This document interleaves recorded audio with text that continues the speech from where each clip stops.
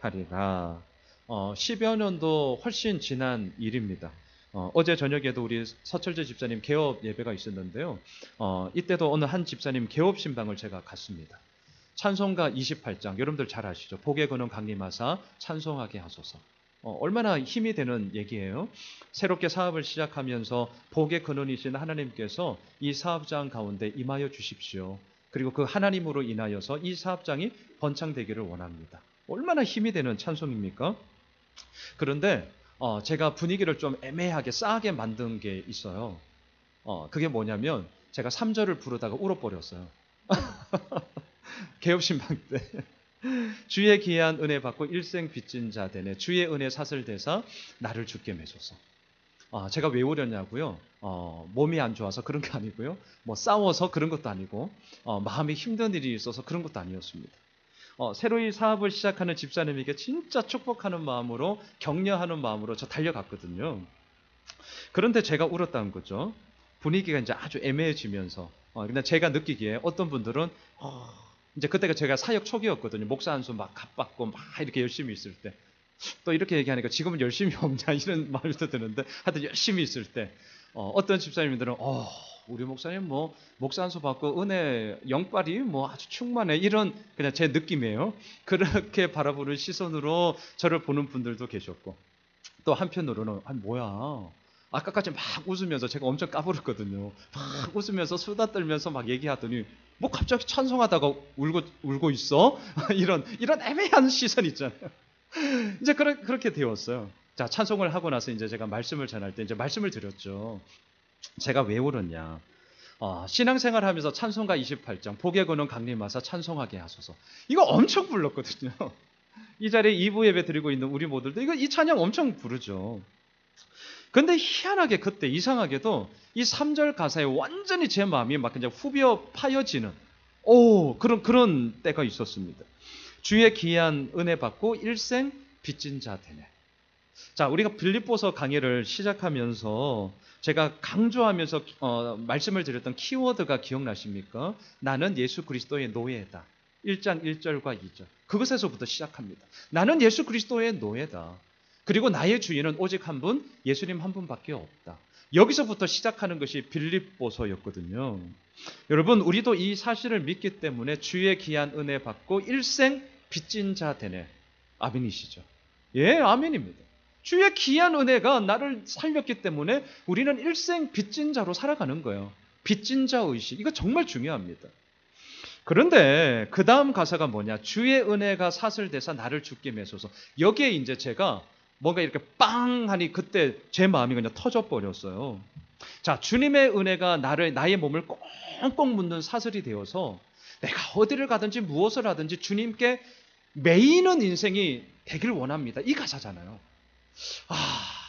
그런데 노래는 참 잘했지만 찬송은 그렇게 불렀지만 내 마음 가운데 내 생각 가운데 내 삶 가운데 진짜 그런가? 이게 갑자기 불현듯 생각이 났었습니다. 주님의 은혜가 내 몸을 꽁꽁 묶는 사슬이 되기는커녕 나의 선함과 나의 열심과 때로는 나의 공로와 내가 조금 뭔가 잘한 거 그거 끈덕지 가지고 그걸 내가 사슬로 만들어서 하나님을 막 올가매고 있는 거지. 내 생각 내 계획대로 하나님은 그냥 해주면 된다는 거예요. 하나님 그냥 나 따라오세요. 그냥 잔말말 하지 마시고 그냥 내가 원하는 것만 이루어 주시면 돼요. 나의 공로와 나의 업적이 사슬이 돼서 하나님을 꽁꽁 묶어버리는 거죠. 완전히 반대가 됩니다. 그러한 생각이 확 제 마음속에 들면서 그래서 울었던 거예요. 여하튼 분위기는 아주 애매해졌던 그 일이 있었습니다. 사랑하는 성도 여러분, 주의 귀한 은혜 받고 일생 빚진 자 되네. 자, 이게 누구죠? 예수 믿는 우리의 이야기죠. 주님의 귀한 은혜가 우리들의 일생 빚이 되었기 때문에 오늘도 하나님을 예배합니다. 하지만 여기에 머무시면 안 됩니다. 내가 받은 은혜, 내가 받은 축복 여기에만 머무시면 안 됩니다. 어디까지 가야 되죠? 주의 은혜 사슬대사 나를 주께 매소서. 이게 우리들의 숙제가 됩니다. 이게 누구냐고요? 주의 은혜 사슬대사 나를 주께 매소서. 이게 예수 그리스도의 노예죠. 이게 하나님의 빚진 자 의식을 가지고 살아가는 자입니다. 그리고 이렇게 고백할 수 있는 것이 지금 이 빌립보서 편지를 쓰고 있는 사도 바울이었습니다. 여러분 오늘 본문 12절을 한번 보십시오. 12절 우리 함께 읽겠습니다. 형제들아, 내가 당한 일이 도리어 복음 전파의 진전이 된 줄을 너희가 알기를 원하노라. 사도 바울에게 있어서 이 빌립보 성도들은 12절 처음을 보세요. 언제나 형제 자매였습니다. 형제들아. 그냥 하는 말이 아닙니다. 이 말은요, 함께 마음을 나눌 수 있고 함께 하나님의 나라를 꿈꾸며 또한 그 길을 함께 걸어가는 동력자입니다. 내 안에 너 있고 너 안에 나 있지 않습니까? 우리 그 길을 함께 걸어가고 있지 않습니까? 형제 자매요. 그 이야기를 하고 있죠. 바라기는 우리 예수 홈에슬 교회 역시 이러한 공동체로 계속해서 발돋움해 나갔으면 좋겠습니다. 우리 함께 꿈을 꿉시다. 함께 하나님 나라를 위해 갑시다. 그리고 한 형제 자매로서 그 길을 걸어갑시다. 그게 바로 형제들아요. 자, 12절을 보면 두 가지를 얘기합니다. 첫째, 내가 당한 일이. 두 번째, 도리어 복음 전파의 진전이 되었다. 사도 바울이 말하는 당한 일이 뭘까? 사도 바울이 도대체 무슨 일을 당했는가? 오늘 본문 13절을 한번 보십시오. 우리 같이 읽을까요? 시작. 이러므로 나의 매임이 그리스도 안에서 모든 시위대 안과 그 밖의 모든 사람에게 나타났으니. 감옥에 갇히는 일이었습니다. 로마 감옥에 지금 사도 바울은 갇혔습니다. 왜 갇혔냐고요? 예수 그리스도의 십자가와 부활을 전했기 때문입니다. 왜 갇혔냐고요? 예수 그리스도의 복음을 전했기 때문입니다. 왜 갇혔냐고요? 종교 권력을 가지고 있는 자들, 또한 소위 기득권자들의 세력을 어지럽히고 무너뜨리게 되는 아주 위협적인 존재로서 사도 바울의 이 영향력이 커졌기 때문입니다. 자, 앞에 스크린을 한번 보시면 사도행전 25장 5절을 한번 띄워주십시오. 네, 이것은 이 종교 지도자들이 사도 바울을 고소 고발하면서 법정에 세웠을 때 얘기하는 사도 바울의 죄를 얘기합니다. 같이 읽습니다. 시작. 우리가 보니 이 사람은 전염병 같은 자라 천하에 흩어진 유대인을 다 소요하게 하는 자요 나사렛 이단의 우두머리라. 자, 잘 보세요.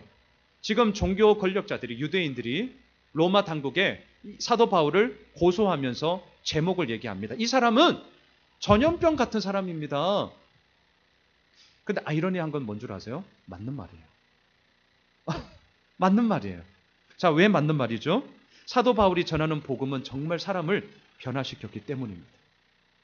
병든 자가 나았습니다. 억눌린 자가 자유함을 얻었습니다. 마음 상한 자가 회복을 하였고요. 삶의 의미를 전혀 모르는 자가 와, 이게 진짜 삶의 의미야 깨달았어요. 누구를 통해? 사도 바울을 통해.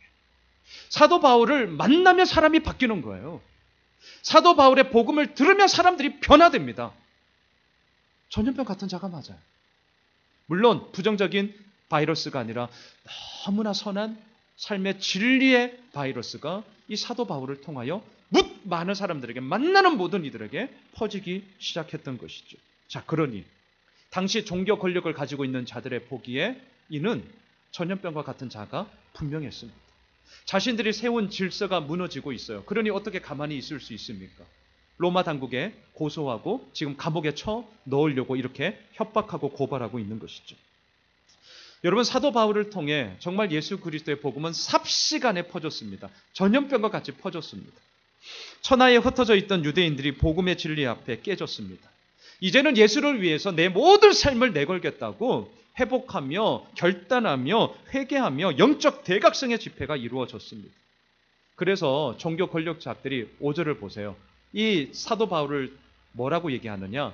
유대인들을 다 소요하게 만든다. 소요가 뭡니까? 소란하다, 소동시키다, 난리가 나게 하다, 이런 단어죠. 물론 이들이 바라볼 때는 정말 난리가 난 게 맞죠. 왜? 자기들의 권력이, 자기들의 세운 질서가 무너지니까. 하지만 그렇지 않습니다. 이 사도 바울을 통하여서 하나님의 참된 진리와 하나님의 참된 생명은 소요가 아니라 그들을 살리는 참된 복음이 되었죠. 또한 나사렛 이단의 우두머리다. 이것도 맞는 말이에요. 하지만 물론 이단은 아니죠. 참된 복음으로 말미암아 그의 모든 생명의 길을 걸어가게 하는 참된 그런 길이었습니다. 어떻든 간에 사도 바울은 자신의 잘못 때문에 감옥에 갇힌 거 아닙니다. 자신의 범죄함 때문에 감옥에 갇힌 게 아닙니다. 사도 바울이 감옥에 갇힌 이유는 딱 하나였습니다. 그게 뭐냐? 오늘 본문 13절로 다시 한번 와보세요. 자, 오늘 본문 13절을 보시면 이러므로 나의 매임이, 그러면서 누구 안에서요? 예, 그리스도 안에서.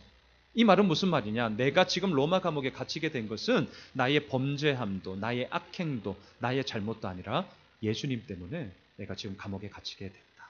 이 얘기를 분명하게 하고 있습니다. 자, 두 번째.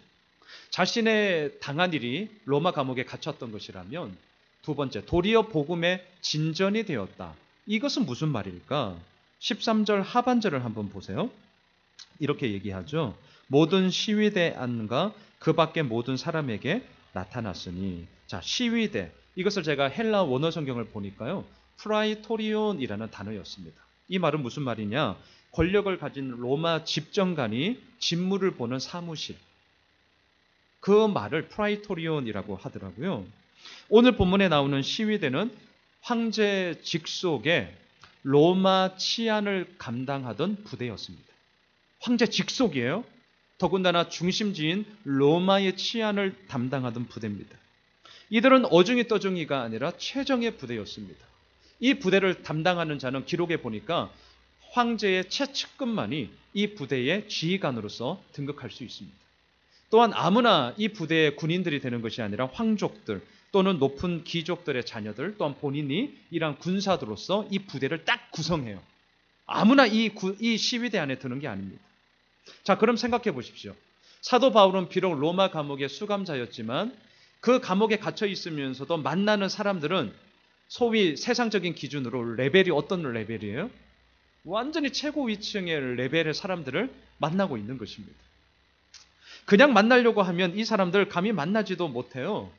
그런데 로마의 감옥에 갇혀 있음으로 말미암아 당대 최고의 나라였던 더군다나 로마 제국의 심장부에서 복음을 전하는 역전의 은혜가 이 사도 바울의 매임으로 말미암아 도리어 복음 전파의 진전이 이루어지게 된 것이죠.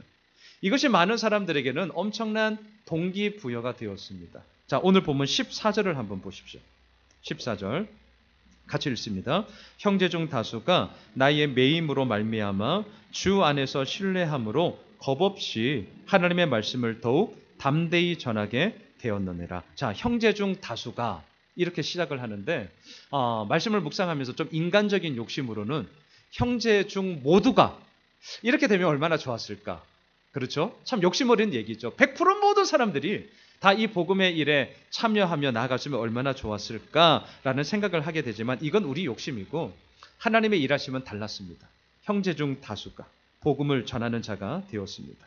그런데 잘 보십시오.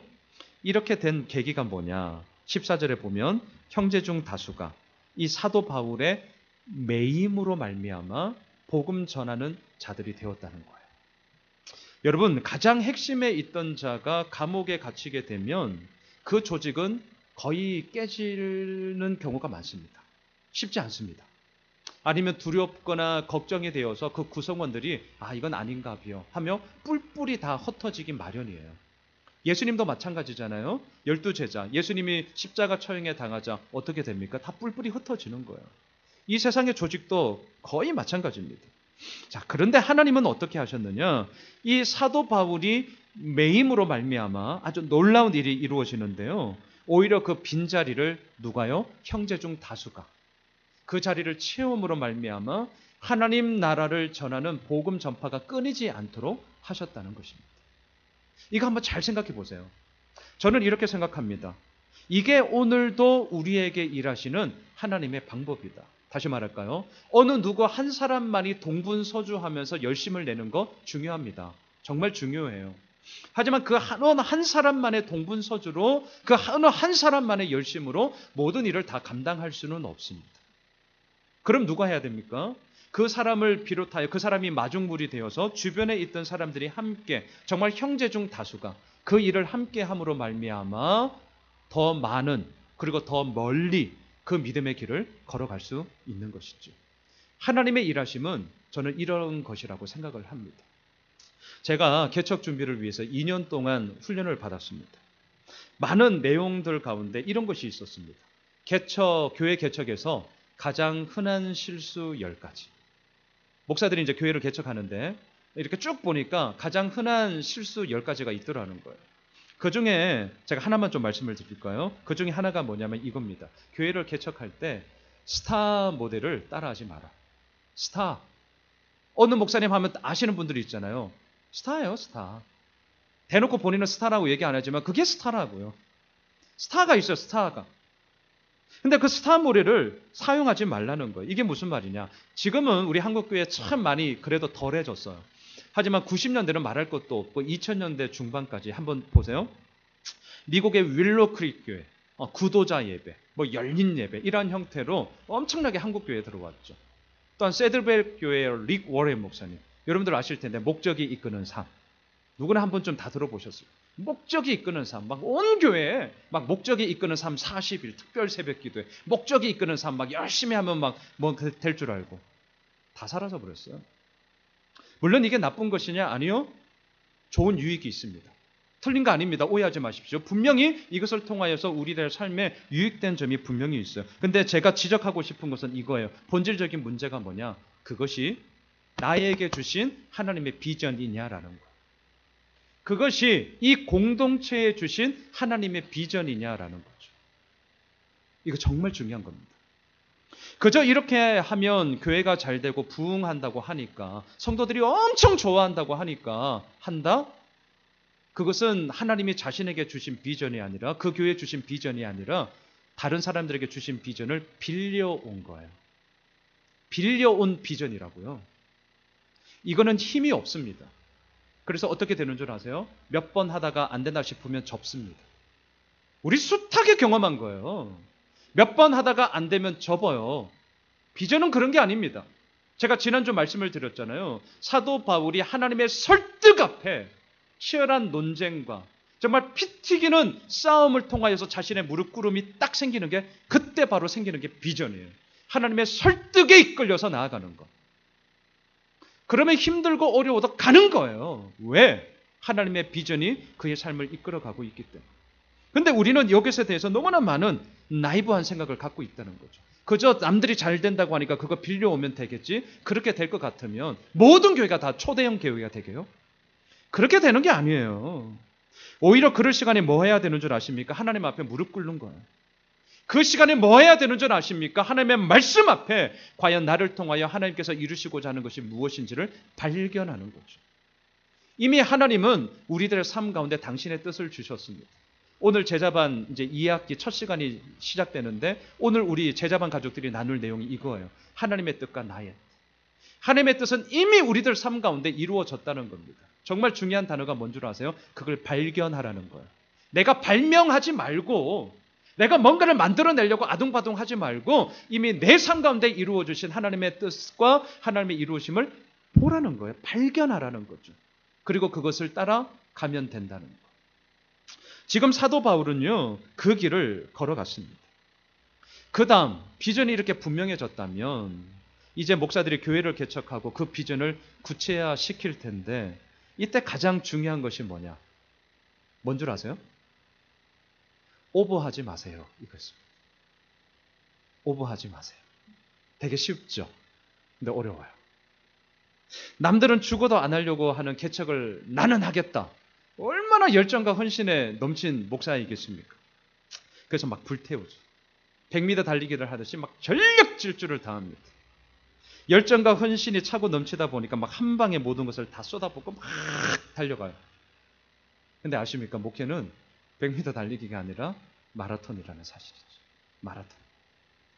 100m까지는 잘 왔는데 그 이상 가면서 이제 스피드가 막 점점 줄어드는 거죠.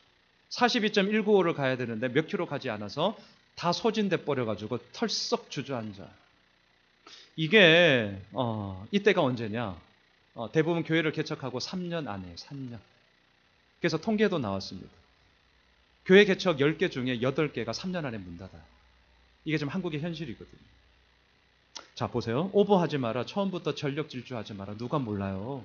이 자리에 지금 계신 분들도 다 하시는 얘기예요. 처음부터 전력 질주하면 끝까지 가야 되는데 그 길을 못 간다고요. 다 알거든요. 근데 안 돼요. 이게 우리의 삶의 아이러니함이에요. 왜 안 되는 줄 아십니까? 막상 내 삶의 현장에 딱 들어갔는데 누가 잘하고 싶지, 누가 망하고 싶습니까? 누가 잘 되고 싶지, 누가 안 되고 싶습니까? 그러다 보니까 오버페이스를 하기 시작하는 거예요. 뭔가 좀 될 듯 하면 더 막 올인을 하죠. 근데 거기에서 넘어집니다. 거기에서. 자기 페이스를 유지하면서 가는 것, 이게 정말 중요한 거예요. 그래서 저 종종 되뇌이는 말이 있습니다. 되뇌이는 말. 저 스스로에게 뭐라고 얘기하느냐, 양 목사. 오버하지 마라. 너 혼자 한다고 되는 것도 아니다. 언제 예수오밀실교가 이제 2년이 되었지만 이 2년 동안 네가 한 게 뭐냐? 네가 한 게 뭐냐? 네가 한다고 되는 게 아니다. 또한 너 혼자서도 다 해서도 안 된다. 오늘 이 말씀처럼 나의 매임으로 인하여 나의 연약함으로 인하여 저 잘 못하거든요. 목사로서 말씀에 올인하고 날마다 새벽에 기도의 자리를 채우면서 제가 그 일에 있어서만큼은 제가 올인을 하면서 나아갈 것입니다. 하지만 그 외에 돌아가는 것 제가 잘 몰라요. 하지만 너무나 감사한 것은 우리 운영위원님들, 또 우리 목자님들, 또 각 사역팀의 팀장님들, 또한 이 자리에 계신 모든 성도님들이 각자의 섬김의 자리를 지켜주셨기 때문에 사실 제가 이렇게 설교할 수 있는 겁니다. 저의 페이스를 갖추면서 계속 갈 수 있는 거죠. 너무나 감사한 이야기죠. 자, 보십시오. 사도 바울의 매임은 도리어 복음 전파의 진전이 되었습니다. 나의 약함이, 나의 실패가, 나의 연약함이 도리어 형제 중 다수가 그 일을 함께 하게 되는 동력자의 길을 세우는 계기가 되었다는 것이죠. 저는 이것을 한마디로 역전의 하나님이라고 말하고 싶습니다. 역전의 하나님. 세상은 말하죠. 나의 무너짐, 나의 실패, 나의 좌절로 그것이 끝이야. 하지만 저는 오늘 말씀에 의거하여 말합니다. 나의 매임이 계십니까? 나의 실패가 있습니까? 여전히 나의 마음에 무거운 짐이 있습니까? 좌절하지 마십시오. 주저앉지 마십시오. 다시 일어날 수 있습니다. 왜요? 나의 매임으로 말미암아 도리어 복음 전파의 진전을 만드시는 이가 우리가 믿는 하나님이시기 때문입니다. 역전의 하나님이에요. 역전의 하나님. 자, 그런데 오늘 본문은 이 12절로 오늘 이 14절까지 보면 정말 힘이 돼요. 역전의 하나님으로 말미암아 와, 우리가 할 수 있어. 노래하며 그 하나님을 마음껏 찬양할 수 있습니다. 자, 그런데 문제는 뭐냐? 오늘 본문이 14절로 끝나지 않고 계속 이제 이어진다는 거죠. 자, 제가 지금 밑밥을 던지는 거예요. 밑밥. 무슨 밑밥이냐? 제가 이런 얘기를 하면 이제 그 다음 구절부터 어떤 내용이 나올까요? 이제 뭔가 좀 석연찮은 불길한 예감이 들지 않으세요? 자, 15절 말씀으로 제가 이제 넘어갈 텐데 우선 마음을 좀 단단히 잡으세요. 불편하실 거예요. 고민되실 겁니다. 14절까지는 우리에게 너무 힘이 돼요. 역전의 하나님으로 말미암아 나의 매임으로 오히려 하나님의 영광의 빛을 보게 될 거다. 아멘! 아멘! 진짜 아멘.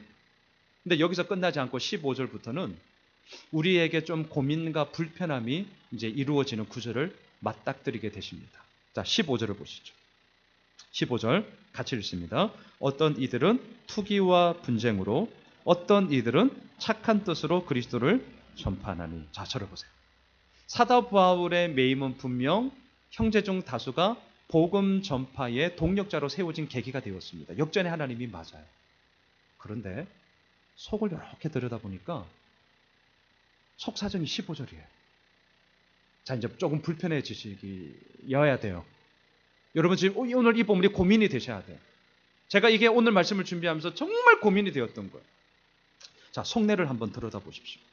겉으로는 복음 전파가 되었지만 정작 속내 첫째, 어떤 이들은, 여기서 말하는 어떤 이들은 14절에 있는 형제 중 다수 가운데 어떤 이들이죠. 그런데 이들이 복음을 열심히 전하는데 그 동기가 뭐예요? 뭐예요? 투기와 분쟁이라. 투기가 뭐죠? 시기 질투를 얘기하거든요. 분쟁은 뭡니까? 다툼과 이기적인 경쟁심을 얘기합니다.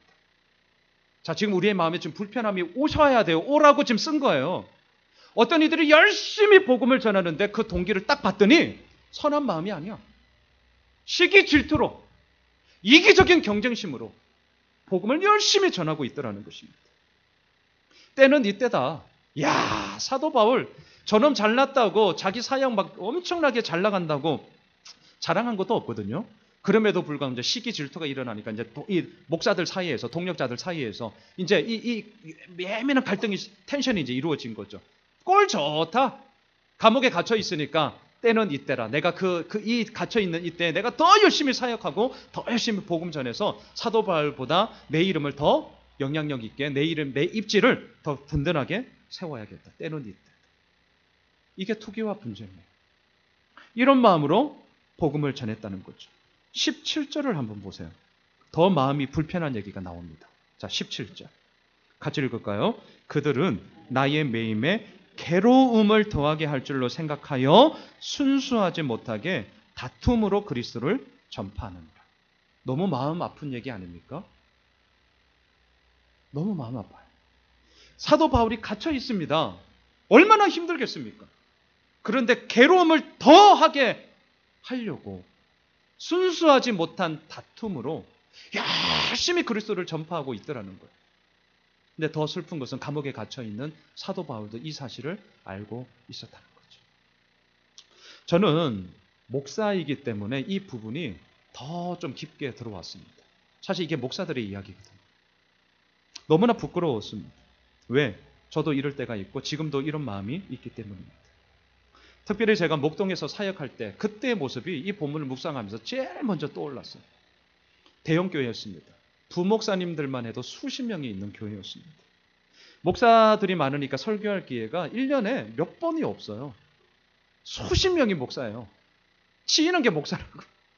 설교할 기회가 몇 번 없어요. 뭐 여러분들도 잘 아시겠죠.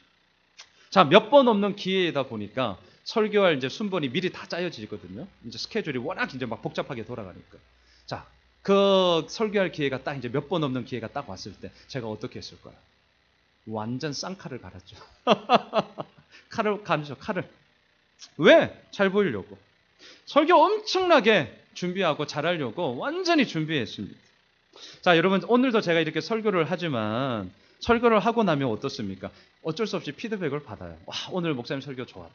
아, 오늘은 저 양반이 좀 뭐지? 예, 뭐 그런 거예요. 그런 게 부담스러우면 목회를 이제 하면 안 돼요. 목사를 하겠다는 것은 이 부담을 안고 가는 거예요. 어쩔 수가 없어요. 앞에 선다는 것은 그 부담을 안고 가는 것입니다. 자, 많은 목사들이 있는데 개중에는 피드백이 좋은 목사도 있고 개중에는 좀 피드백이 좋지 않은 목사님들도 있었겠죠. 저는 어디에 속했을까요? 네, 대답을 안 하시네요, 다들. 그래도 다행인 것은 피드백이 그래도 좋은 쪽이 있었어요. 그런데 사람의 욕심이라는 게요, 끝이 없어요. 나 그래도 설교 좀 하는 목사야 피드백을 그렇게 받았거든요. 그럼에도 불구하고 여기에 제 만족이 되지 않는 거예요. 소위 내 성에 차지가 않는 거예요. 그래가지고 정말 최고가 되고 싶었어요. 진짜 오늘 본문에 나오는 것처럼 투기와 분쟁, 순수하지 못한 다툼으로 그렇게 말씀 전하고 사역을 했던 거죠. 왜? 다른 목사들보다 내가 더 뛰어난 목사라는 것을 입증하고 싶어서, 자기 증명하고 싶어서. 이런 마음이 너무 커서 제가 이 마음을 주체하지를 못해서 뭘 했냐. 남들도 책 쓰는데 나도 한번 책 써보자. 이런 마음이 들었어요. 그래서 그동안 설교했던 원고, 오늘도 이렇게 막 원고가 있거든요. 이 원고를 다시 한번 쫙 정리를 했죠. 설교할 때는 제가 거의 구어체로 써요. 제 말투 그대로. 근데 책은 그렇게 할 수 없잖아요. 문어체로 이제 바꿨죠. 그리고 기독교 출판사에 막 투고를 했어요. 한 2달쯤 지났습니다. 국민일보 출판사에서 연락이 왔습니다. 책 한번 내보자고. 얼마나 좋아요. 놈들은 자기 돈 내서 책 만드는 판에 나는 자기들이 돈 내서 다 책 만들어 주겠다 하지. 홍보 다 해주겠다 하지. 물론 그런 일은 없었지만 책 많이 팔리면 인세도 받고 내 이름도 뛰어나고 얼마나 좋아요. 이게 2008년도 얘기입니다. 벌써 10년도 더 됐어요. 그때 책 제목이 뭐냐. 네이버에 치시면 나와요. 믿음의 결단이 내일의 실상이 된다. 얼마나 좋아요. 근데 엄청 욕심 어린 제목이죠. 믿음의 결단이 내일의 실상이 된다. 그렇게 제가 사역을 했었습니다. 얼마나 제 마음에 욕심이 많았는지 몰라요. 겉으로 물론 나이스하죠. 겉으로 겸손한 척했죠. 하지만 저의 속내가 무엇인 줄 아십니까? 한마디로 봤지. 또 나오네요. 제 마음에 좀 순간 나왔어요. 봤지. 이거 봤지. 나 이 정도 하는 목사야. 봤지. 저는요, 교회를 개척하고 오늘도 마찬가지지만 정말 힘든 게 뭐냐. 물론 눈에 보이는 가시적인 성장의 부분, 오늘 뭐 재정 보고서도 이렇게 드리지만 재정에 대한 부분 중요한 얘기입니다. 결코 간과할 수 없어요. 그럼에도 불구하고 제가 날마다 뻥 아니에요. 날마다 우리 맨 앞자리에서 새벽 끝나고 기도할 때 가장 먼저 하는 그 기도 제목, 하나님 제 마음을 좀 다스려 주십시오. 저에게 있어서 가장 힘든 것은 이겁니다. 왜? 제가 정말 욕심이 많아요. 성에 안 차요. 성에 안 차. 그러다 보면 뭐가 됩니까? 만족이 안 나오다 보면, 하나님의 은혜에 대한 감사함이 안 나오다 보면 설교할 때 뭐가 되는 줄 아세요? 설교는 하는데 그 속에서 독이 나와요. 독이. 이게 누가 하냐고? 성도들이 하는 거예요. 제 마음을 다스려 달라고 제가 진짜 눈물 나게 기도합니다. 저의 숙제. 진짜 기도해 주십시오. 양 목사의 마음을 주님께서 다스려 달라고. 죽게 매이는 인생 되게 해달라고. 정말 이거예요. 그런데 여러분, 이 투기와 분쟁, 때로는 순수하지 못한 다툼으로 오늘 본문에서도 복을 막 전하잖아요. 정말 열심히 그렇게 할 수 있어요. 저도 그렇게 해봤어요. 그런데 아십니까? 이러한 잘못된 동기로 그렇게 가다 보면 우선 본인이 죽고 그가 속해 있는 공동체가 깨져요. 제가 너무나 여실하게 30대 초반에 너무 빨리 이걸 경험했어요. 제가 죽는 줄 알았습니다. 그런데 지금 돌아보면 이제 감사함으로 이런 얘기를 할 수 있는 그래도 맷집이 그나마 저에게 생겼죠. 오늘 목장 나눔지 제가 이 얘기를 한번 저만의 이야기가 아닐 거예요. 우리 모든 목원들이 함께 오늘 목장 모임을 시작하면서 이 질문 하나만 제가 만들었습니다. 우리들의 삶에 있는 이야기도 한번 같이 나누시면 좋겠습니다. 자, 한편 어떤 이들은 복음을 전하는데 다툼과 투기가 아니라 착한 뜻으로 복음을 전했습니다. 오늘 15절 하반절을 보십시오. 어떤 이들은 착한 뜻으로 그리스도를 전파하나니, 좋은 의도라는 뜻입니다. 사도 바울에 대해서 선의를 가지고 있었습니다. 복음을 전하는 동력자로 생각했고 정말 사도 바울을 사랑했습니다. 그래서 이들 역시 복음을 열심히 전했지만 앞서 제가 말씀드린 자처럼 시기와 질투로 한 것이 아니라 하나님 나라를 위해서. 사도 바울이 갇혀 있음으로 말미암아 그 복음이 끊어지면 어떻게 되냐? 우리가 그 빈자리 잠시라도 복음을 함께 전함으로 말미암아 하나님의 나라의 확장을 스탑하는 그러한 우매함을 우리는 저지르지 말자. 우리 하나님을 위해서 함께 동력된 자 아니냐? 우리 목사가 그런 자 아니냐? 우리 그렇기 때문에 그 빈자리를 채우면서 하나님을 증거하자. 예, 이렇게 착한 뜻으로 복음을 전했던 자들이 있었습니다. 자, 사도 바울이 얼마나 고마웠겠어요. 감옥에 갇혀 있으면서 이 자들에게 이렇게 얘기합니다. 16절을 보십시오. 오늘 보면 16절. 자, 보시면서 사도 바울의 마음을 한번 잘 들여다 보십시오. 같이 읽습니다. 이들은 내가 복음을 변정하기 위하여 세우심을 받은 줄을 알고 사랑으로 하나. 이게 사랑이에요. 이게 사랑. 사랑으로 하나. 그냥 편지하는 게 아닙니다. 어떤 이들은 다툼과 시기와 질투와 경쟁적인 이기심으로 너의 불행이 나의 행복이야. 너 교회 어떻게 되든 말든 나는 상관없어. 우리 교회만 잘 되면 돼. 저도 그 마음이 있어요, 사실은. 그래서 마음이 너무 불편하다고 제가 설교를 하는 거예요. 제 이야기이기 때문에. 그렇기 때문에 무릎 꿇는 거예요. 어떻게? 오늘 16절. 내가 비록 매임으로 꼼짝달싹 할 수 없지만 내가 함께 하나님의 나라의 사람으로 세우심을 알고 사랑으로 그 길을 가자. 너무 고맙다는 거죠. 사랑으로. 그게 사랑이죠. 여러분, 아무리 좋은 결과가 나왔다 할지라도 그 가정이 잘못되었다면 틀린 것입니다. 우리 분명히 합시다. 그건 틀린 거예요. 더욱이 복음을 전하는데 시기 질투 때문에 복음을 전한다? 웃기는 얘기예요.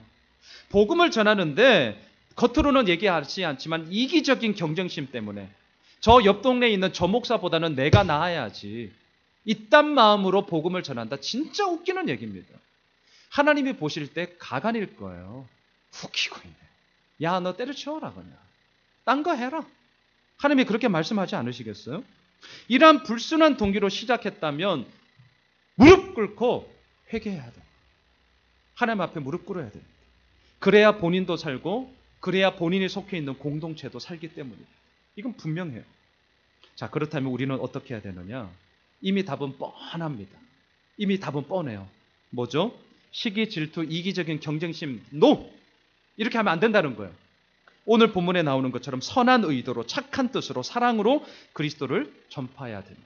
이게 너무나 분명한 답이죠. 자, 그런데 이제 18절로 갈 텐데 가장 고민스럽고 가장 이게 뭐지? 라고 하는 구절을 여러분들이 이제 보시게 될 겁니다. 자, 18절로 가보시죠. 우리 같이 읽겠습니다. 시작. 그러면 무엇이냐?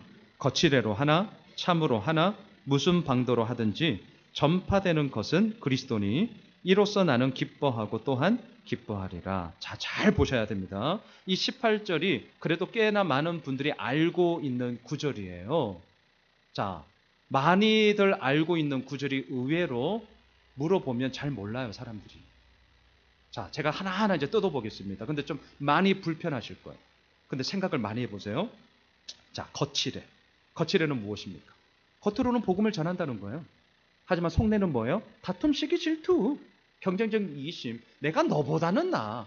야, 그게 설교라고 하냐? 내 설교 정도는 돼야지. 이걸로 가지고 거칠애로 복음을 전한다는 거예요. 자, 두 번째 보세요. 참으로 하나. 여기서 참은 뭐예요? 사실, 진실, 정직. 정직한 마음으로 내가 하나님께서 나에게 주신 이 마음 품고 오늘 말씀 전한다. 자, 이것으로 복음을 전할 수 있다는 거죠. 자, 여기까지는 좋아요. 그런데 이 문장이 이제 합쳐져 봐요. 거칠애로 하나, 참으로 하나. 자, 요거를 제가 풀어보겠습니다. 가식으로 하든 진실로 하든. 그렇죠? 다시 말할까요? 잘못된 동기에서 하든 또한 참된 동기에서 하든, 거짓된 마음으로 하든 참된 마음으로 하든, 이게 지금 거칠애로 하나 참으로 하나 이 말이에요. 불편하지 않으세요? 저는 오늘 이 말씀을 묵상하면서 이게 제일 불편했어요. 근데 그 다음 구절이 저의 이 불편함과 고민의 결정타였어요. 자, 그 다음 구절 보세요. 뭐라고 합니까? 무슨 방도로 하든지. 자, 이 말을 제가 바꿔볼까요? 어떤 식으로 하든지 간에, 제가 좀 더 이제 나쁘게 시니컬하게 얘기하겠습니다. 수단과 방법을 가리지 말고. 지금 그 뜻이에요. 무슨 방도로 하든지 간에. 자, 그 다음 구절 보세요. 전파되는 것은 그리스도니 이로써 나는 기뻐하고 또한 기뻐하리라. 무슨 말이죠? 예수만 전해진다면 그 가정이 어떻든 간에 참으로 하든 거짓으로 하든 뻥으로 하든 진짜로 하든 무슨 상관이 있어? 나는 기뻐할 거야. 이게 뭡니까? 다 들어보십시오. 저는 이 구절이 너무 당황스러웠어요. 정말로. 오늘 설교를 준비하면서 제가 머리 터지는 줄 알았어요. 아니, 이게 뭐지? 진짜 이게 뭐죠? 사도 바울이에요. 하나님의 사람입니다. 지금까지 살아왔던 사도 바울의 말이 그럼 뭐가 됩니까? 아니, 어떻게 이렇게 얘기할 수 있어요? 거칠애로 하든 참으로 하든, 가식으로 하든 진실로 하든, 거짓된 마음으로 하든 참된 마음으로 하든 뭔 상관이야? 예수만 전하면 되지? 이거 되게 무책임한 얘기예요. 이렇게 하면 안 됩니다. 자, 저를 한번 대입해 보십시오. 예수 호밀실교회 담임 목사로서 제가 목회하고 있습니다.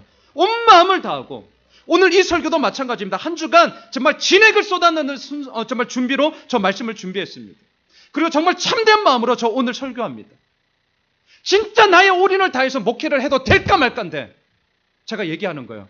집사님, 있잖아요. 가식으로 하든 진실로 하든 거짓된 마음으로 하든 참된 마음으로 하든 뭐 어때요? 예수만 전하면 되지? 비웃으셔야 돼요, 지금. 이거 큰일 날 소리입니다. 제가 이딴 식으로 목회를 한다면 여러분들이 뭐라고 하겠습니까? 목사님 미쳤어요? 이렇게 하셔야 돼요. 아니, 목사님 지금 뭔 얘기예요? 제가 왜 버벅거리죠? 미쳤어요, 목사님. 왜 이러세요? 지금 이렇게 돼야 되는 구절이라고. 지금 이게 말이 됩니까? 어떻게 예수 그리스도를 전파하는데 가식된 마음으로 할 수 있어요? 아니죠. 어떻게 예수 그리스도를 전파하는데 거칠애로 할 수 있습니까? 그러면 안 됩니다. 어떻게 예수 그리스도를 전파하는데 잘못된 동기로 받지? 내가 쟤보다는 그래도 나아. 어떻게 이런 마음으로 예수 그리스도를 전파합니까? 그 무책임한 거고요. 하나님 앞에 천벌받을 얘기입니다. 정말 그렇게 하면 안 됩니다. 자, 그럼 이제 이 고민을 한번 풀어봅시다. 우리의 마음에 이 18절이 너무나 불편했는데 거칠애로 하나, 참으로 하나, 진짜로 하나, 뻥으로 하나, 가짜로 하나 무슨 상관이냐? 예수 전파되면 되지. 이렇게 보이는 구절이에요. 정말 오해 살 수 있는 구절이에요. 그래서 제가 한 주간 진짜 묵상을 하고 여러 책도 찾아보았습니다. 그래서 제가 스스로 이 18절의 이 모든 문맥과 그 사이에 숨겨져 있는 행간의 의미를 살려서 제가 만들었어요. 자, 앞에 스크린을 보세요. 그냥 눈으로 보십시오. 제가 읽어드릴 테니까. 이 18절의 말씀이 결국 이 얘기였더라고요. 한번 잘 보십시오. 그러나 그것이 무슨 상관이 있겠습니까? 나에 대해서 가식으로 하든 진실로 하든, 나에 대해 거짓된 마음으로 하든 참된 마음으로 하든, 나에 대해 무슨 수단과 방법을 사용하든지 간에 내가 어찌 되는 것은 전혀 상관없습니다. 다만 내가 간절히 원하는 것이 있습니다. 오직 예수 그리스도 한 분만이 전파되는 것입니다. 예수 그리스도가 온전히 전파된다면 내가 어찌 되든 말든 나는 기뻐하고 또한 기뻐할 것입니다. 이 뜻이었어요. 근데 이게 18절을 그냥 표면적으로 보면 너무 오해를 사기 쉽습니다. 수단과 방법을 가리지 않고 복음 전하면 되는 것 아니냐, 예수만 전해지면 되는 것 아니냐, 가식으로 하든 진짜로 하든 무슨 상관이 있냐, 이렇게 오해할 수 있는 구절이에요. 이 구절 여러분들 다시 한번 명심해 주십시오. 사도 바울은 말했습니다. 나에 대해서는 가식으로 하든 진짜로 하든 넘들이 나에 대해서 이기적인 경쟁심을 하든 질투를 하든 상관없다는 거예요. 마치 김소월 시인의 그 진달래꽃처럼 나를 들여 밟고 가시옵소서. 나에 대해서는 상관없어요. 나를 들여 밟고 가십시오. 하지만 사도 바울이 기뻐하고 또 기뻐할 수 있는 이유가 뭔 줄 아세요? 내가 어찌 되든 말든 나는 상관없지만 예수 그리스도만이 이 땅 가운데 전파될 수 있다면 그것은 나에게 기쁨이요 또한 기쁨이 됩니다. 말씀을 정리하겠습니다. 사도 바울은 감옥에 갇혀 있습니다. 그런데 똑같은 그 길을 걸어가고 있는 동력자들로부터 시기와 질투를 받습니다. 투기와 분쟁, 순수하지 못한 다툼으로 공격을 받습니다. 얼마나 힘들었겠습니까? 감옥에 갇혀 있는 그것도 힘든데 들려오는 소식에 너 잘됐다, 너 꽃이다, 아싸, 너 없는 자리에 내가 더 영향력을 끼쳐야겠다, 이딴 얘기들이 들려오니 그 마음이 얼마나 힘들었겠어요. 사도 바울도 우리와 같은 똑같은 사람이라는 거 잊지 마세요. 힘든 건 힘든 거예요. 아픈 건 아픈 거라니까요. 눈물 나는 거는 눈물 흘리셔야 됩니다. 그게 정상입니다. 그게 사람이에요. 하지만 사도 바울은 그럼에도 불구하고 오늘 18절 마지막 선포합니다. 나는 기뻐하고 또한 기뻐하리라. 사랑하는 예수 오미실 가족 여러분, 어떻게 사도 바울이 이렇게 고백할 수 있을까요? 저는 딱 하나라고 생각합니다. 자신이 감옥에 매임으로 말미암아 더 나아가 감옥에 매여 있음에도 불구하고 사도 바울은 더더욱 예수 그리스도만을 신뢰하였기 때문입니다. 나는 예수 그리스도의 노예다. 나의 주인은 오직 한 분, 예수님 한 분밖에 없다. 오늘 빌립보서를 시작하면서 이것을 절대로 놓치시면 안 됩니다. 이게 흔들리기 시작하시면 우리의 상황과 우리의 환경은 언제나 가변적이에요. 좋을 때도 있고 나쁠 때도 있고 잘 나갈 때도 있고 또 망할 때도 있고 그러다가 다시 일어서고 왔다 갔다 그게 우리의 삶이에요. 그런 상황과 환경에 나의 중심을 두시면 여러분들 내가 나도 모르게 됩니다. 내 자신을 내가 모르게 돼요. 하지만 잊지 마십시오. 나는 그리스도의 노예다. 나의 주인은 오직 한 분, 예수 그리스도 한 분밖에 없다.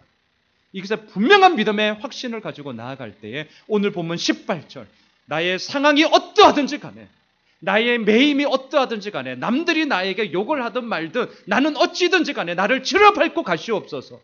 나는 예수 그리스도로 말미암아 기뻐하고 또한 기뻐하겠습니다. 바라기는 우리들의 삶 가운데도 이러한 은혜가 넘칠 줄 믿습니다. 또한 특별히 오늘 이번 한 주간 추석 연휴입니다. 즐겁게 모든 시간 잘 보내십시오. 또한 우리 모두에게 이 기뻐하고 또한 기뻐하리라, 이 기쁨의 증거들이 넘쳐나는 그런 귀한 시간들이 되었으면 좋겠습니다. 바라기는 이런 기쁨의 이야기가 이번 한 주간 우리들의 삶을 이끌어가는 주님의 키워드가 될 수 있도록, 또한 주님께서 그렇게 이루어 가실 걸 믿으며 함께 나아가는 저희들 모두가 되시길 주님의 이름으로 축원합니다.